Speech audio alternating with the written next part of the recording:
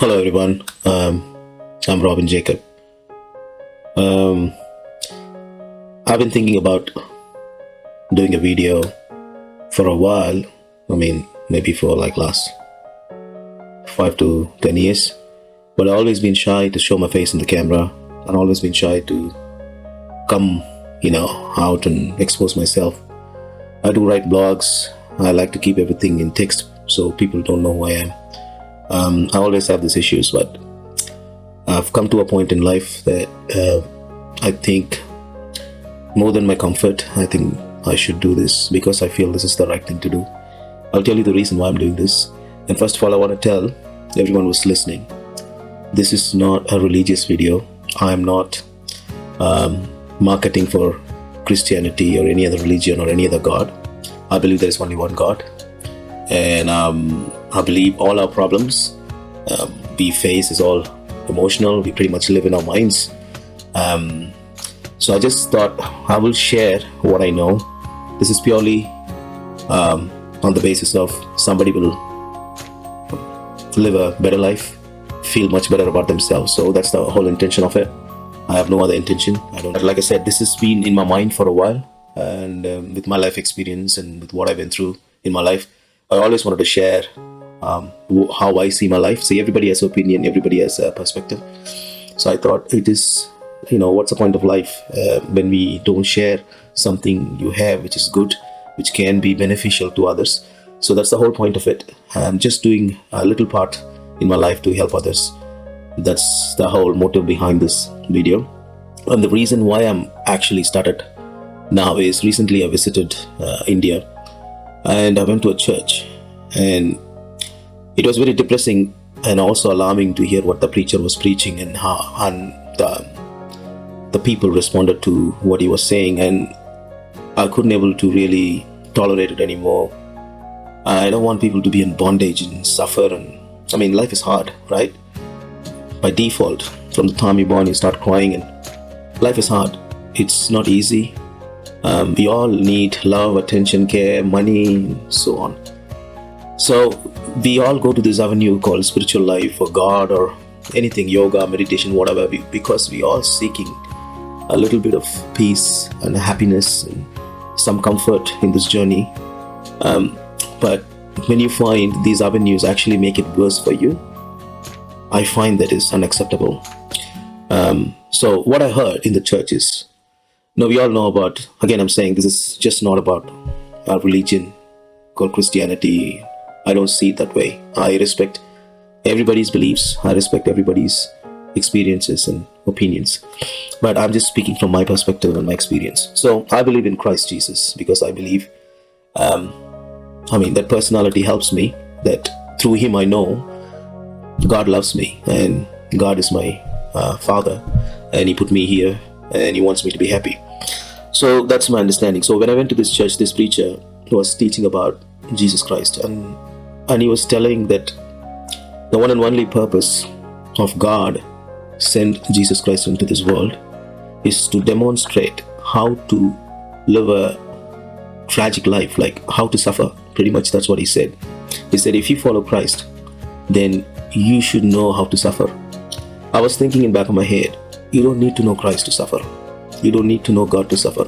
You're already suffering. Everybody's suffering in some or the other way. So I find that it's really, really not true, and it's really opposite to what God intended us to know. So I thought it's high time when somebody can stand in the pulpit and preach something like this, and the whole crowd roared and said all Amen, Hallelujah, and all that stuff. I felt very sad because I see it like this. I always keep it simple. I have children of my own, and I want my children to be happy. I want my children to have a good life, blessed life, not to have any trouble. And I want them to have every good thing possible. Yes, of course, I want them to be good and kind and all this stuff, but I want them to be happy. That's the whole point for their existence. So when a person like me can think so much about my own kids, I don't think even for a split second God will think that all these people I put on this planet should suffer, and I'm going to send somebody to show how to suffer. It doesn't reflect God. If there is a God like that, he's not God. He's he must be somebody extremely psychotic and cruel, right? So this is the preaching that day, and a lot of people liked it because as human beings, we always thrive on doing something from our end which satisfies us. But the problem is, it cannot be a permanent remedy. We can never become perfect with our own works. We can never become perfect with everything what we do. That's what the religion teaches. It tells you, do this, do that, come to church, pray every day, don't lie, don't do this, don't do that. But you know what? You can never become perfect. You can try all your life, because there's never a day the church and the preachers will say you become holy now. Fine, you've done it. No, they will always say, every Sunday you go, they always say you're a sinner and you need to do better.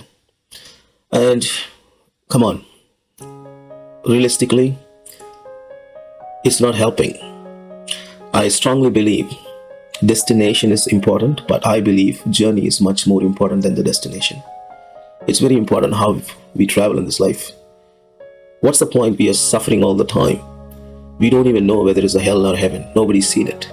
We all believe there is heaven, and we believe all this suffering will end. But the thing is, what about the thing that we know now? We live in this life now. How much better it is to live a happy life now. Yes, that's what even Bible teaches. It says heaven is down here. You bring heaven down here where you live. And that's the whole point of this video. I just wanted to tell one simple truth today. I don't want to have a long video. A lot of people might find it boring, but I just want to say the simple truth, which actually helped me personally to overcome a lot of issues, a lot of stress, a lot of emotions, a lot of things that we deal with. Because I strongly believe we are emotional beings. Everything we do in life is to satisfy our emotions in our mind. Like I always say, we live between our ears. You buy a house, you buy a car, you buy a jewelry or buy an expensive things. All you're trying to do realistically is to keep yourself happy in your mind and be satisfied, be content. This is how we live. We are humans. This is how we live our life. Everything we do, we try to fulfill our emotional side. So this simple truth, what I'm talking about, helps me to overcome a lot of things in life.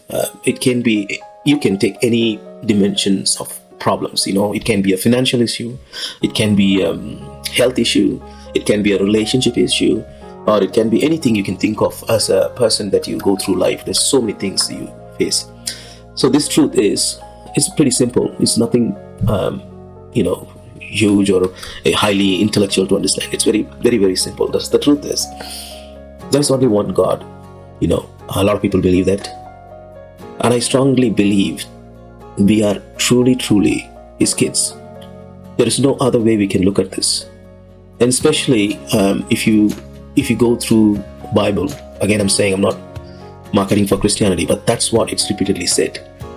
Jesus Christ has said in so many different places that God is our Father. In fact, there's a famous prayer that when they asked Jesus, like, Jesus, can you teach us how to pray? He said, Our Father in heaven. I'm pretty sure everybody is stunned those days, because they never address God as their Father, because they see God as the Holy One, the Judge of this world. But the matter of fact is, God is our Father. And this truth is very vital to know, because when you know God is your Father, then you know your own identity. A lot of our issues today is because we don't know who we really are. We try to find who we really are in so many wrong places. We try to identify us with the money we have, with the status we have in the society, with the job we have, which family we're from, and so on, But all these things has a big hole in the bottom, It never fulfills you, because that's not the truth. The truth is, you're truly the child of the Most High, the child of God. You think about it. You're born into this world. We can give all the scientific explanation, right? Okay, a man and woman sleep together, they have a baby and all the stuff, but nobody knows where the life comes from. When the heart starts beating, every day the heart beats non-stop, where it's getting the power from. I mean, you look at this world, there's so much of stars, so much of planets, and so much of it. Earth is placed in a precise place where there is life, full of life, and no stars come and hit us, no comets come and destroying this planet. I mean, everything which is going on, from the microscopic atomic cellular level to the massive huge planets, we are living this safe life and everything going in a precision, like somebody actually behind this and put these things together. So I strongly believe we are here not just because of a human help, but also the real us. When somebody died, they say, oh, okay, the spirit departed. I mean, I'm talking about the real us. We live in this body. We all live in this body, but one day this body perishes, right? So the real us is the part from God. God, I call him daddy, really, because it is him who put us here, right? So I believe we need to know that he is our father, and that's what Bible teaches. There's so many verses I can quote. If you keep on looking into it, like you can read John 27, Mark 14:36, Matthew 6:9, Galatians 4:6, Matthew 6:25-34, Matthew 7:7-11, Hebrews 12, Luke 15. If you go read all these verses, it repeatedly says, God is your daddy. You tell me, I believe most of you are listening to this, maybe my friends or family, you all have children, right? So you tell me, if your child does all the bad things in this world, right? And you have a neighbor who has a child, who has a son, who is so perfect.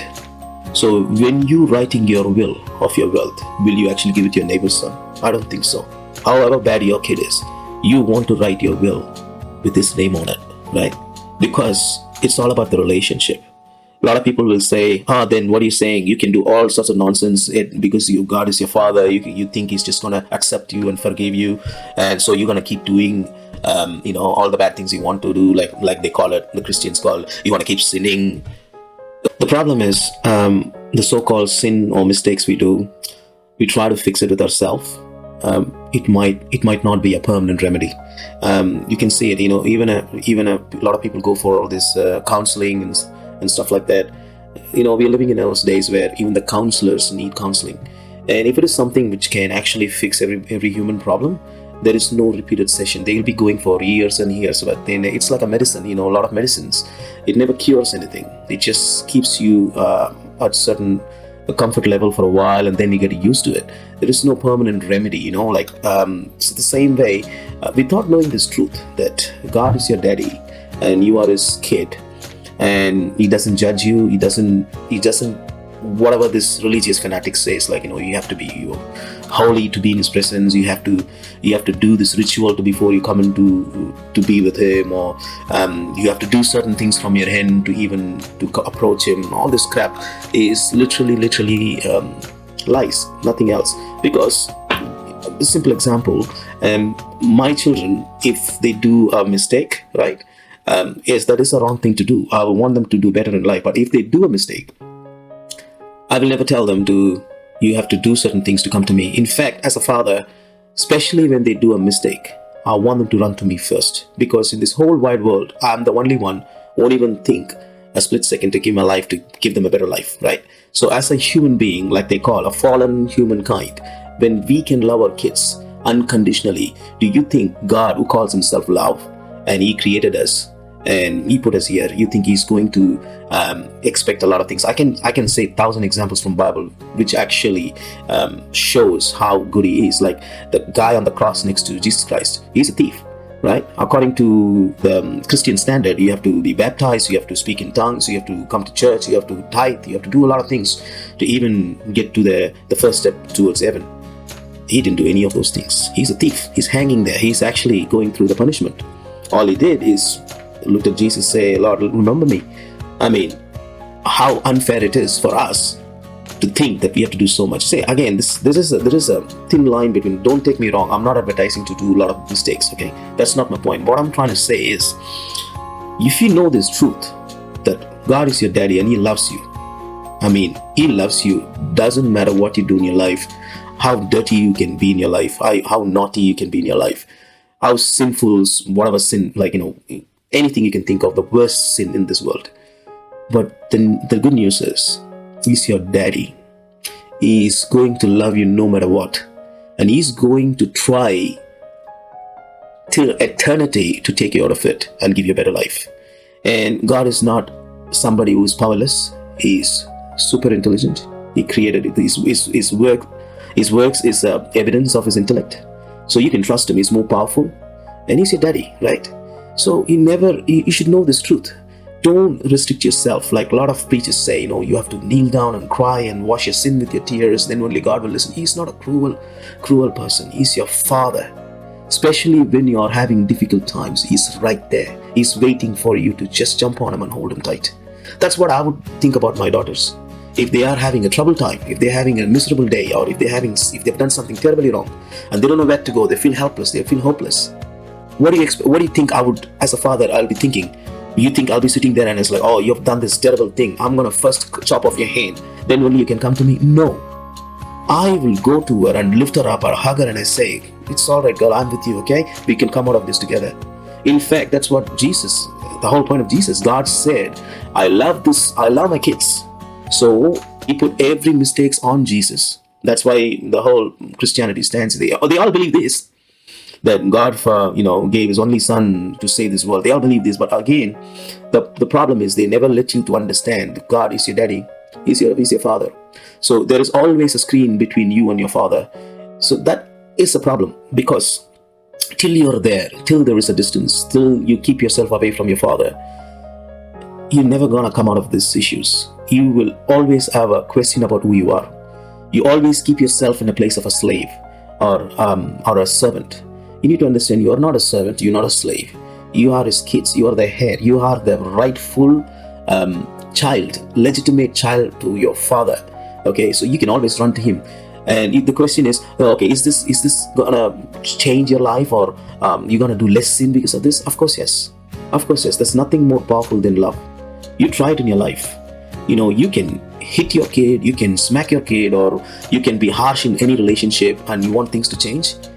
It might look like it's changing, but you know what? It is really not changing. It will happen in a way where, if you're hitting a kid, he might get all the smack till he grows up, and after that he will give it back to you. Even in a relationship, husband and wife, if you're harsh with each other, they might act like your preferred way in front of you, but when you're not there, the real themselves comes up. So that's not a permanent fix. If you love somebody unconditionally, and when you know that God loves you unconditionally, even if you do bad things, He still loves me. After a while, after a certain distance, you cannot stop the change within you. You will not do the mistakes you'll do. That's why grace is very, very powerful. People think, oh, grace means you can do more mistakes. No.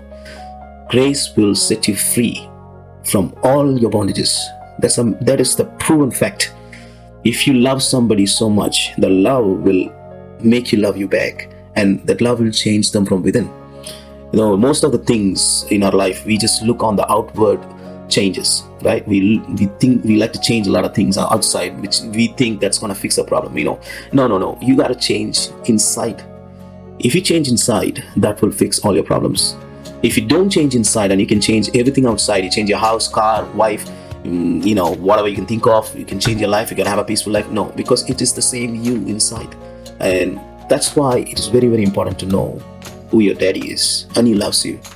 He loves you so much that He created all this for you, and He has you in your mind. In fact, Bible says He even knows how many hair you have on your head. He loves you intensely, right? I always call myself, I'm His favorite child. My life is a true testament. A lot of people thought I'm of no good, I'm a spoiled child, I'm a prodigal son, but you know what? Doesn't matter. All you need to know is the reason you're here in this world is because of your daddy, right? And He loves you, and He never judges you. Doesn't matter what you do in life, He never judges you. He loves you unconditionally. You need to know that for a fact. You need to keep this truth and soak it in every part of your cells and your body. You should never say otherwise. If anybody says otherwise, don't listen to them.